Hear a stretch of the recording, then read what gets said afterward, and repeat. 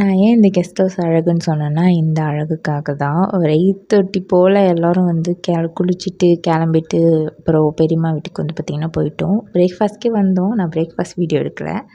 அப்புறம் பால்கனியில் வந்து இங்கே அழகாக நிறைய பிளான்ட்ஸ்லாம் வச்சு ஃபிஷ்ஷும் வச்சுருந்தாங்க. அதையும் பார்த்துட்டு அதுக்கு கொஞ்சம் தண்ணிலாம் ஊற்றிட்டு அப்படியே வந்து பார்த்திங்கன்னா திருப்பி கெஸ்ட் ஹவுஸ்க்கு வந்து பார்த்திங்கன்னா போயிட்டோம்.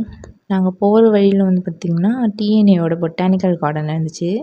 வரும்போது வழியாக வந்தோம், போகும்போது வேறு வழியாக போனோம்.